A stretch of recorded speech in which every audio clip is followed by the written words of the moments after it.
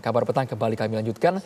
Pemirsa, jelang Pilpres 2024, dukungan terhadap tokoh-tokoh yang digadang-gadang sebagai capres terus bermunculan. Salah satunya dukungan terhadap Anies Baswedan. Apalagi dari sejumlah hasil survei, lembaga survei, nama Anies Baswedan masuk ke dalam 3 besar capres dengan elektabilitas tinggi. Kemarin dukungan dari kelompok yang menamakan diri Majelis Sang Presiden dikumandangkan. Kelompok itu menyatakan terdiri dari ex-FPI, ex-HTI, dan ex-napi teroris. Insiden adanya bendera yang diidentikan dengan bendera HTI pun mewarnai deklarasi itu.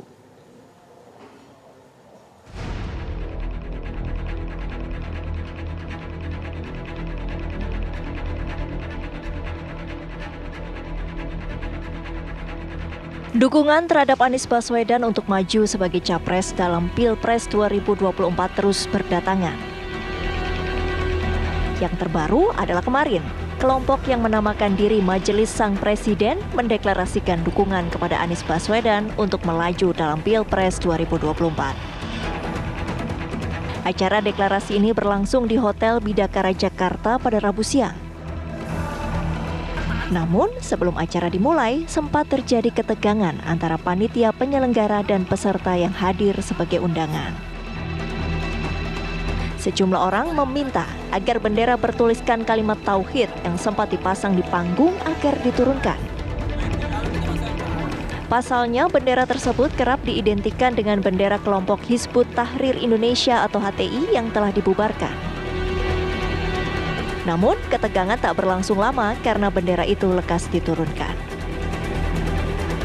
Acara pun berlanjut dengan deklarasi dukungan kelompok Majelis Sang Presiden kepada Anies Baswedan sebagai capres dalam Pilpres 2024. Kelompok ini menyatakan diri mereka merupakan mantan anggota FPI, mantan anggota HTI, dan juga mantan narapidana teroris.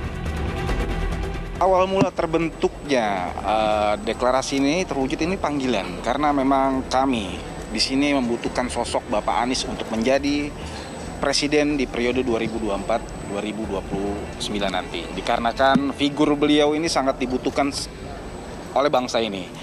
Dari segi amanah, dari segi ya banyak faktor yang sifatnya Bapak Anies Baswedan ini sudah layak dan sangat amat layak dan dibutuhkan oleh bangsa ini untuk memimpin sehingga di kedepannya bangsa Indonesia akan menjadi lebih baik.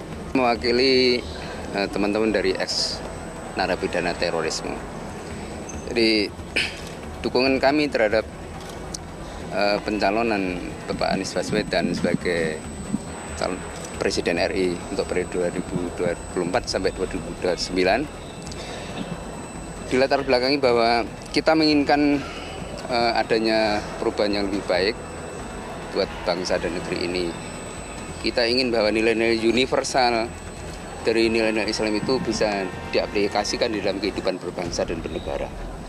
Kita sebagai seorang dai, seorang aktivis, segala upaya yang bisa mendukung untuk diterapkan nilai-nilai kebaikan akan kita dukung, akan kita sokong. Beberapa hari sebelumnya, dukungan terhadap Anies Baswedan juga diberikan oleh kelompok yang menamakan diri Front Persaudaraan Islam atau FPI. Namun, hal itu lekas dibantah pihak FPI yang menyatakan tidak menurunkan massa untuk mendukung Anies Baswedan di Pilpres 2024.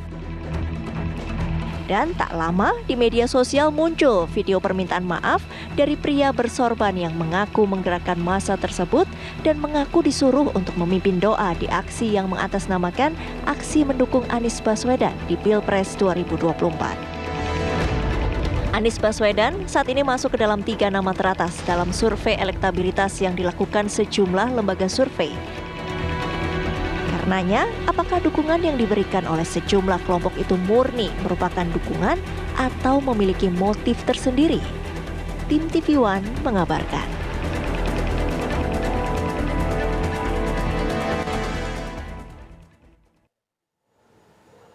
Lalu apakah Anies Baswedan hendak digiring kepada kelompok yang dicitrakan politik khilafah? Untuk membahasnya sudah bergabung bersama kami ada Babe Haikal Hasan, merupakan aktivis dan juga pakar politik Mas Burhanuddin Muhtadi. Saya langsung ke Babe Haikal Hasan. Babe, apakah mengenal kelompok yang menamakan Majelis Sang Presiden? Ada ex-FPI, ex-HTI, sama ex-Napiter ini? Baik, saya jawab, saya tidak mengenalnya. Dan terima kasih juga langsung nih saya sampaikan kepada TV One. Kenapa? Karena kalimat digiring berarti ada orang yang sengaja menggiring. Nah, berarti orang yang sengaja menggiring ini harusnya ditelusuri gitu loh. Ya, kok sampai tega-teganya melakukan hal ini ya? Untuk urusan khilafah silahkan dibahas dengan para kiai. Untuk urusan yang lain silahkan dibahas dengan kelompok yang lain. Tetapi ini masalahnya adalah terlalu banyaknya, terlalu detailnya orang-orang yang sengaja melakukan cipta kondisi untuk pembunuhan karakter atau karakter assassination kepada Pak Anies Baswedan.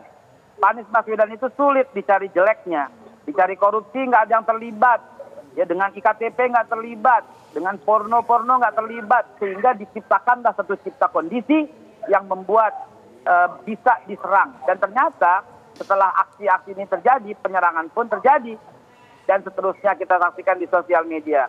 Jadi dengan amat sangat kentara, kita bisa melihat bahwa ini adalah sebuah cipta kondisi, sebuah karakter assassination, sebuah hal yang patut diduga ada dalang dan biang keladinya yang menggiring.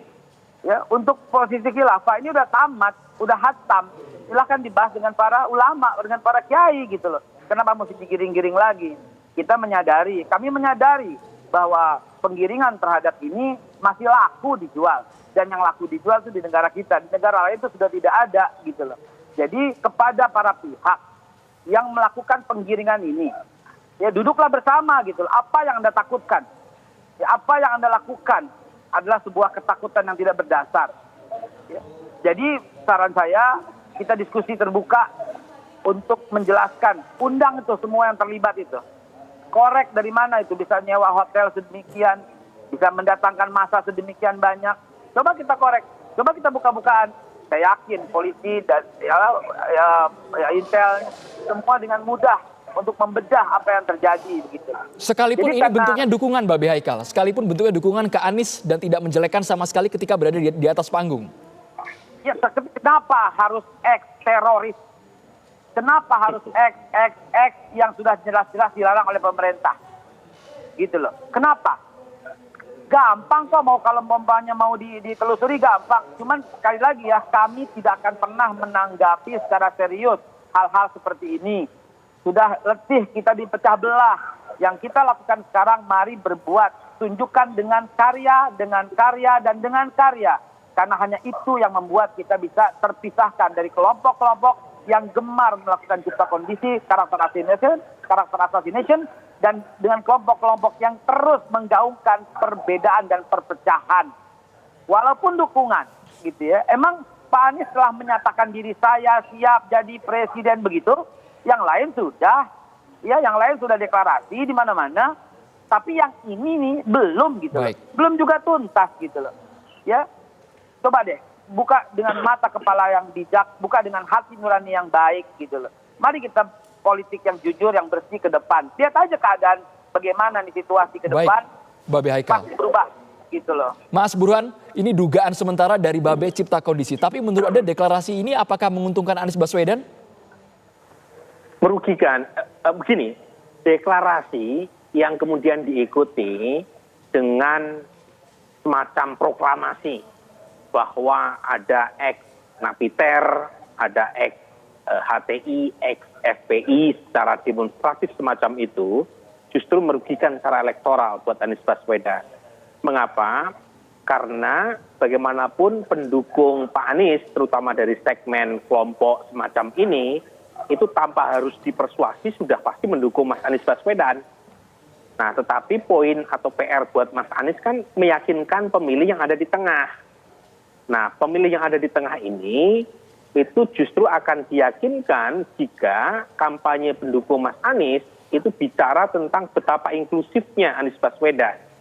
Tetapi ketika ada pihak-pihak yang menempel bendera tauhid dalam deklarasi Mas Anies Baswedan oleh kelompok tertentu sebagai calon presiden, kemudian ada deklarasi bahwa pendukungnya ex Napiter, ex HTI, ex FPI, itu justru membuat kelompok pemilih di tengah yang mayoritas itu khawatir. Dan kalau mereka khawatir dan kemudian tidak memilih Anies Baswedan, justru tercapai keinginan dari kelompok-kelompok tertentu agar Mas Anies Baswedan tidak didukung oleh sebagian besar mayoritas pemilih. Jadi di situ poinnya. Jadi memang secara elektoral itu justru merugikan karena kemudian Anies Baswedan dianggap atau dicitrakan sebagai kelompok yang dekat dengan mereka-mereka yang sudah dilarang oleh pemerintah, termasuk dicitrakan dekat dengan kelompok radikal.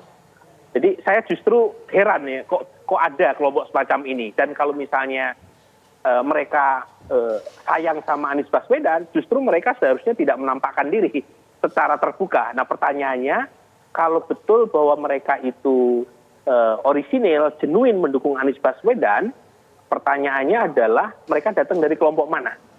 Jadi ini yang perlu diteliti lebih jauh, apakah betul karena kenaifan sebagian pendukung Anies Baswedan, ya, keluguan politik gitu ya, atau jangan-jangan memang ada yang menggerakkan. Mas Burhan, selain itu, Mas Burhan, kenapa labeling itu masih laku hingga kini? Identitas agama kemudian dikaitkan dengan khilafah yang melekat pada Anies ini. Kenapa masih laku dan masih ada orang yang percaya? Sesaat lagi akan kita bahas hanya di Kabar Petang pemirsa. Kita langsung ke Mas Burhan, seperti yang tadi Anda katakan merugikan Anies Baswedan. Lantas apa yang harusnya dilakukan oleh Gubernur DKI Jakarta yang akan rencananya memang namanya ini melejit untuk Capres 2024 ini? Apakah dibiarkan saja sampai melandai atau seperti apa Mas Burhan? Ya memang dilematis ya buat Mas Anies. Saya sebut dilematis adalah kalau langsung di ekskomunikasi, dilakukan semacam pernyataan terbuka bahwa mereka bukan pendukung saya, itu juga bisa menimbulkan masalah. Karena nanti pendukung FPI, mereka yang dulu pernah aktif di Hizbut Tahrir, itu merasa dianggap sebagai penyebab penurunan dukungan terhadap Anies Baswedan. Padahal bagaimanapun mereka adalah pendukung orisinil. Dalam pengertian mereka itu punya preferensi yang nggak bisa diabaikan, meskipun organisasi resminya dilarang oleh pemerintah. Tetapi kalau misalnya tidak di counter secara terbuka, itu juga jadi problematik karena tujuan dari kelompok-kelompok yang punya kepentingan untuk mendiskreditkan Anies dengan mengasosiasikan Mas Anies dengan kelompok garis keras jadi berhasil kalau tidak ada counter sama sekali. Jadi menurut saya yang dilakukan Babe atau pendukung Mas Anies di layer pertama gitu ya, itu penting. Jadi mungkin nggak langsung Mas Aniesnya langsung, tetapi cukup dari orang-orang terdekat Anies yang mengcounternya. Karena bagaimanapun basis pendukung Mas Anies sebagian memang berasal dari kelompok yang religius, tetapi counter tetap perlu dilakukan tanpa harus Mas Anies sendiri yang mengatakannya. Babe Haikal, kenapa tidak Anda buka-bukaan saja kalau Anda tahu? Karena tadi menduganya ini cipta kondisi. Begini, sekali lagi bahwa yang kita lakukan adalah menjawab dengan kerja, karya. Kita tidak akan pernah menanggapi hal-hal yang seperti ini. Tetapi kita akan lihat ke depan. Karena 1 jam deh, atau nggak sampai deh, setelah ini dideklarasikan, tahu-tahu di sosial media, di arus bawah, tiba-tiba ada tagar, jangan dukung Anies, karena didukung oleh ex-teroris. Langsung keluar itu. Itu kan sebuah cipta kondisi yang kelihatan nyata sekali Bang Anto dan Mas Burhan. Begitu juga ternyata yang garis keras teroris ini, kata sosial media lagi, sedang mencari induk semang untuk berkembang. Kalau induk semang itu kan bahasanya tuh buruk sekali. Dan induk semang atau inangnya itu adalah bernama Anies Baswedan. Apa-apaan seperti ini? Masa iya sih kita nggak cerdas-cerdas? Masa iya sih harus terlalu bodoh sekali melakukan kejahatan-kejahatan yang seperti ini? Sekali lagi saya jawab Bang Andro dan Mas Burhan. Kita hanya menjawab dengan karya. Kita jawab dengan kerja. Kita lihat ke depan bahwa hasil semakin cemerlang, hasil semakin gemilang, penghargaan semakin banyak, dan rakyat Jakarta masih lebih banyak itu menikmati hasil kerjanya. Itu yang akan kita perjuangkan. Kita tidak terlarut dalam suasana seperti ini. Seperti buah si malakama. Dilayani atau tidak dilayani, maka tetap akan merugikan Pak Anies. Terima kasih banyak Babe Haikal Hasan dan juga Mas Burhanuddin Muhtadi sudah bergabung di Kabar Petang.